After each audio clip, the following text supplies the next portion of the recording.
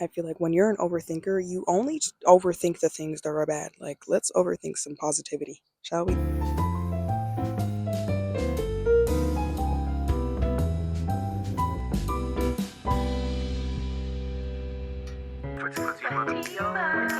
talking.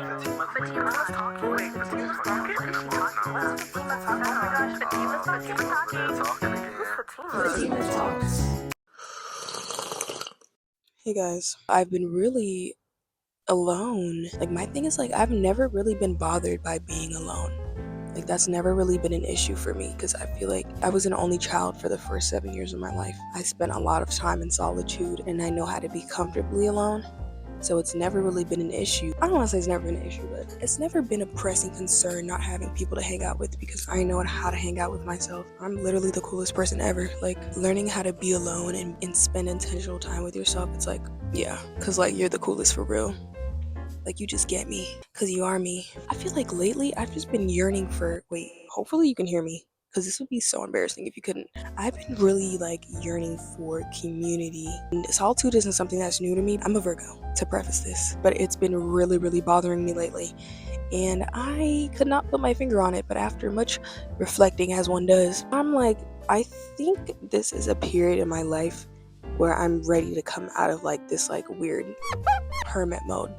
Wait guys, I'm kind of getting sweaty. I'm starting to be like, dang, like I wish my friends were here. I wish I could spend time with my friends. And it's not like I've just been like, oh, I never needed people, but I feel like a lot of the times in my life I've just been placed in so many situations and I just end up by myself. And it's just like been a very, very strong reoccurring thing in my life. So I've had to get used to spending. Hold on, this is my afro. This is my afro chewing. Yeah. Wait guys, this is my first time tanning. Like, how many minutes for each side? Because I'm starting to roast. This is kind of uncomfortable. I should have watched a tutorial or something. Wait, what was I saying? Bruh, that's just been a theme in my life. Like, a theme I just cannot escape. Like, you need to learn how to be alone. You need how to be by yourself. You need to learn how to like self-soothe and be able to comfort yourself and be able to entertain yourself and be able to, you know, whatever, just be by yourself. Ooh, now I've been tweaking. I've been like, I want to have community to hang out with. It definitely shows I'm growing because being an independent baddie is cool and everything, but like, it gets to a point where it's like, dang, like I do want a friend. And it's like, in order to cope with that, like just kind of feeling like, dang, like I don't have any friends, I was kind of just leaning into the, oh, independent, mysterious, like she doesn't need anybody, like, ooh. Especially being in America, this is not a very community oriented country. Everything is very much go get it, do it by yourself, go grind it out, solo. You don't need anybody. You need community. And I feel like that's something I'm starting to realize. But like when I look at the past friendships that I've had in my life, going back to a child, I've never really felt secure in the friendships that I've had except for one. Well, I guess two. My best friends, Taylor and Abby. Oh yeah, like those are my best friends growing up. Other than that, I just remember feeling like, okay, wait. Okay, guys, I need to give you lore. Like, for you to understand what I'm gonna say next, you need the lore. Guys, I'm toasting and roasting right now. What the freak is going on?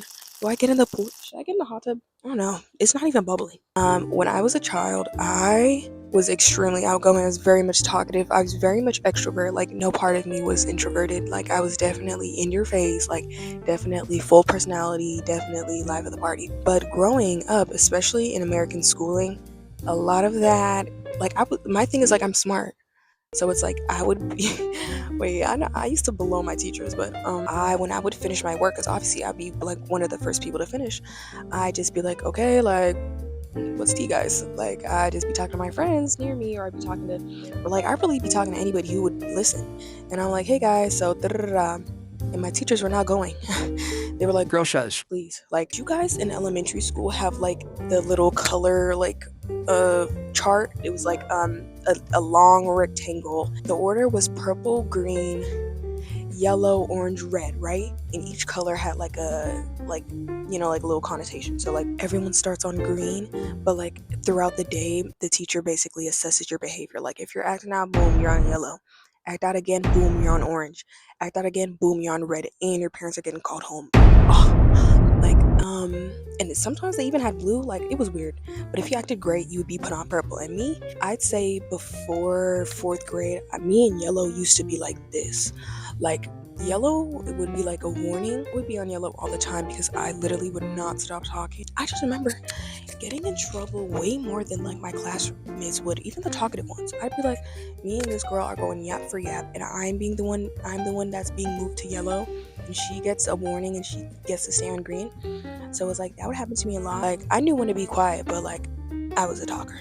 Progressively through the years, I kind of got quieter and quieter until we moved in 5th grade, and I was just like, okay, like I am now an introvert, because I just remember like feeling so like I feel like one day I like gained consciousness and I was like, oh my gosh, like I'm annoying, like nobody likes me, like all these teachers hate me and they keep telling me to shush, like this is why I'm always on yellow, da, da, da, da. Like I remember like one day like I really took it and I deeped that, like I really took it to heart. People are not gonna like me if I show my entire personality, and that was like kind of like a little festering thought. Through the years I just became quieter and quieter and quieter until I became the introvert, because like middle school is like the pinnacle of like when your insecurities start to develop, like TBH. And I just remember being like, okay, like, you know, like I used to get in trouble so much for talking, like I'm in my quiet era, like I'm in my quiet bag, like let me just shush. So I would like kind of refuse almost to like show my full personality to most of the people I was like associated with. I was like, nah, like they're gonna like you if you just shush and you don't say as much, because like your personality is too much. Like people are not gonna like the entire you. So I remember just like having these friend groups and like, you know, being like, I guess, accepted in like making friends, and then still not feeling like the true version of myself. Like I felt like in any friendship that I made, obviously aside from like my two very bestest friends, aside from that, growing up I was just like, you're too much, like your personality's too much. The ground rules, it was like, don't express your full personality, don't express too much emotion, like your emotions are too much, and then like people don't really care what you have to say or like your presence. So I feel like from then, the way I started viewing friendships was like, okay, like these people are only going to be in my life for this certain amount of time. There's no point in even expressing your full personality, and then if you do, people won't like you. Like, dude, I literally was going through a freaking identity crisis. I kid you not. But this was especially bad in middle school. Like I would switch up aspects of my personality for every single person I was dealing with or every single group I was dealing with. That's my thing. Like I really could get along with anybody. I would literally turn on and off different aspects of my personality because I was like, I know what you like. I like that's the thing. Like when you're an introvert, you spend a lot of time not talking and you spend a lot of time observing. So I would observe people and I'd be like, okay, like, oh, they want to be my friend. Like they're talking to me first. Like, oh, I can't talk to them about freaking K-pop. Like, oh, let me talk to them about a party or something. I'm like, oh yes, like this party was so good. Like I'm in the whitest middle school on the planet. Like I would be talking like Paris Hilton to these people. Just show the bits and pieces that you know will click with them. And honestly, that method was fire. Like the method had not been patched yet. So I was literally using like different aspects of my personality to make different friend groups, and I'd be friends with the quote unquote weird kids, or like the artistic kids, or like some of the popular kids. Like I was like, oh my gosh, like I'm really in like my friendship bag. Like I can really float between any group that I want. I can make friends with all these people.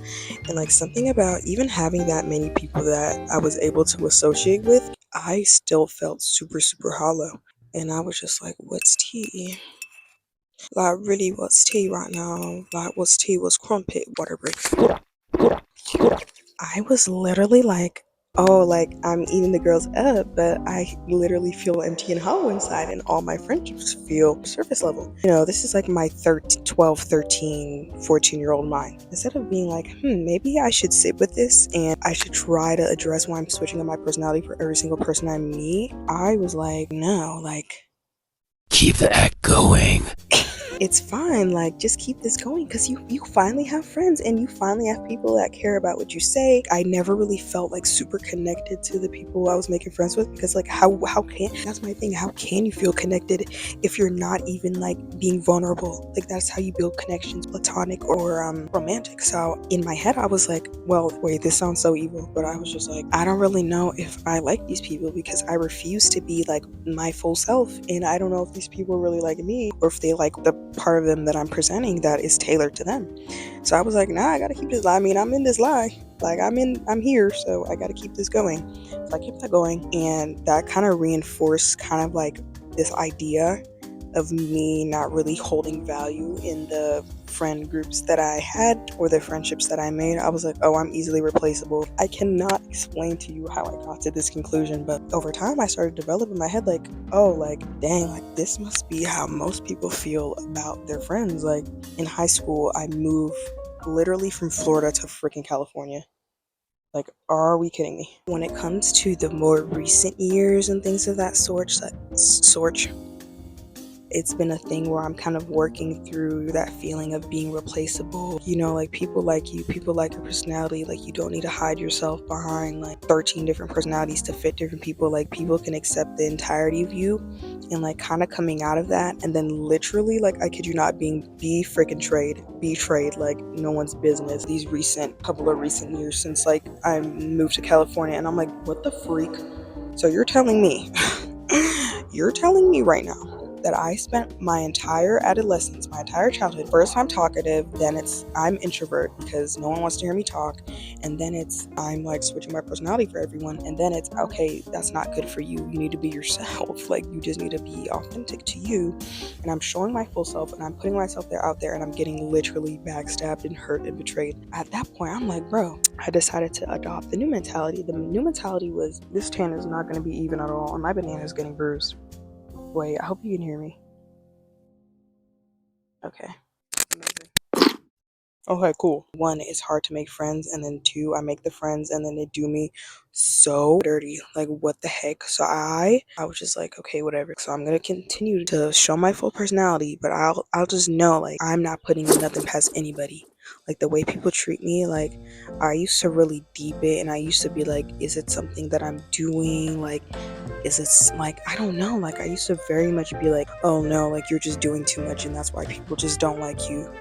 But it's like people did like me. Like that's my thing. I feel like when you're an overthinker, you only overthink the things that are bad. Like let's overthink some positivity. Shall we? Short intermission so I could actually tan. But basically, I was like, oh no, baby, this is a losing game.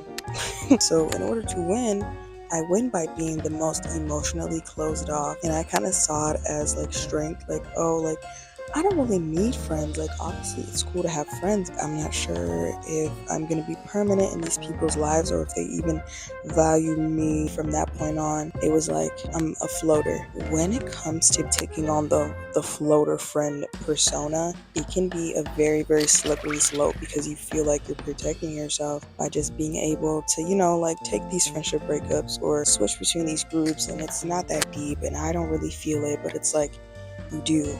And if you don't, you will, and it will catch up to you. And I feel like a big thing, like even me right now, that I'm learning to grow out of, because it's definitely something that I've just recently been like, I should probably stop doing this, is I need to like literally put value on myself as a friend. Like I'm a great friend, and my thing is like when you're a floater friend, I feel like it's easy to be very, very shallow with your friendships. So like that's my thing, and my thing is like I can't do shallow. I crave intimacy, I crave deepness, and I just cannot do the whole, oh, like surface level friend, because I tried it. I was a surface level friend for multiple friend groups, for multiple people, and I was freaking miserable. Guys, I low-key think I'm getting 10. Being a chronic floater friend, being that person, like I lost my ability to feel comfort in those like closer knit relationships or closer knit friendships. Like intimacy started to scare me, even though that was the thing that I definitely craved the most and I wanted the most out of every connection in my life. Like you know what I mean? And it's definitely something I'm still struggling with. Like I don't really like hugging my friends, or like I don't like when people like touch me too much, or like, you know what I mean? Like it makes me a little uncomfortable, and like only with the closest people can I ever like really express what I'm going through, what I'm feeling, because I'm like, all I have is me. I can float in and out of everyone's lives, but I can't float out of my own life. Like I'm with me forever. So I gotta, like at least keep it real with myself. So I guess that's why journaling was so beneficial, but it's reached a point where I'm really definitely craving like community and craving more of those close knit friendships and craving like obviously the friends that I have right now and being like, dang, like I want to hang out, like I want to be able to do things. And as somebody who's just like been able to thrive, well, what it felt like thriving, but was actually avoidance. Turns out, like, that's not really a habit I can bring with me in the next stage of my life. I can't be completely self dependent. Like, I need to be able to rely on people and to call on people and to open myself up to people and becoming the floater friend, becoming the person that is surface level with everyone, or just showing just enough to where it doesn't need to get too deep, or you know what I mean, like just knowing in the back of my mind, like these people could betray me. Everything was really a big old act of self-preservation on my end, and I definitely have started to realize like the things that I say hold value. You know what I mean? I hold value, and I definitely severely underestimate my value in people's lives, because like whenever I choose to remove myself silently, or I'll choose to unfollow, or I'll choose to block and be like, man, these people don't really care for real, like you'll be all right. You know what I mean? I'm gonna be all right, you're gonna be all right. Just having literally anybody be like, oh, like what happened, like, or no, like we needed your presence, or like I don't know, like just being like my presence was actually like important. I really stopped like seeing my value in those connections, because I knew like no matter what, like if I get too vulnerable, like these people could hurt me. Why would I even allow myself to be hurt to that degree again? It's just something I'm definitely shifting my mindset and my perspectives on, because I deserve to be in reciprocal friendships and, relationships and connections in general.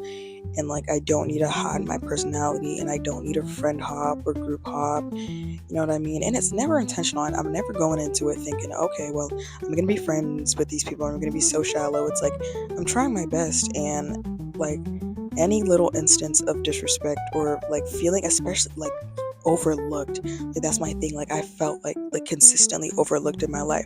So we got to the point where I started to expect it. Like I started to expect people to overlook, my presence, or me as a person. So I never really deeped it. Like I was never like, okay, like these people are gonna care if I'm gone. Like I was like, these people don't care if I'm here or not. Like bye, hello. And then I've realized like people do care. And it's really weird, because it's like it's only after I started kind of validating myself in my experiences and how I feel and seeing my own worth that I started to see that kind of reflected back to me. And it's like, okay, that's weird. Nah, that's not weird. That's my new normal now. Like I know the value that I hold, and I know like with time, especially after you've been hurt. Wait, can you see my whatever. But especially after you've been hurt, it's very easy to close yourself off and want to kind of go back into that surface level floater friend type mentality. But in order to have those girlfriends that are holding your hair while you're thrown up in the toilet, or that you can talk to at 2 o'clock in the morning about your issues, you need to be able to be that person for yourself and for other people, and to genuinely like mean that, and to genuinely feel that. And that's how you get the most out of your connections, by allowing yourself to be vulnerable, and by allowing yourself the chance or the possibility to be hurt. You know what I mean? It's really a give and take, and that's something I'm starting to get. But it's been like, dude, it's literally so freaking weird when I start to validate myself and see myself genuinely, like something flips and people are like, hey, like what? If you consider yourself a floater friend and you think, you ponder on why you do it, you kind of feeling like you can't really be yourself, or you feeling like you don't really hold a value, like you definitely hold value, and the right people will definitely hold space for you and everything that you come with, and everything that, guys, I'm burning up, I'm toasted, I'm roasted. Wait, I'm actually getting darker though. Wait, I'm actually getting darker though. Wait, I feel like my legs tan faster than the rest of my body, because my legs are getting darker. I can see that. Okay, sorry, but but yeah, the right people will definitely hold space for you, and you will never be too much for the people that are willing to work it out with you. Am I saying you'll never run into an issue or have an argument? No, but I'm saying the people that are for you, the connections that are for you, they will want to work it out with you. You need to be able to work it out with people you care about, like confront, people about the way that they make you feel and things of that nature. Because it's like when those uncomfortable talks are had, like the connection grows stronger. And if you constantly see yourself as like, okay, well, someone messed up, I guess it's time for me to go. Like, I guess I'm not valued. Like, you're never going to find that connection because you didn't work through the minor instances. Now, I'm not saying major instances of disrespect where it's like, whoa, that was too much. But I mean, like, little things. Like, you will definitely find the people for you. And it will, like, I really hate sounding so freaking cliche, but it definitely comes in due time. But you also have to do the work. Do time, do work, right? Wait, my legs are actually getting darker. But hold on, look at my legs. Don't look at my toes, but look at my legs. Like, that's getting dark. Yes. Okay, my phone is very, very hot. Thanks for watching. It's okay to be vulnerable. Allow yourself to be seen, and you will make the connections that you have been yearning for. Okay, well, bye guys.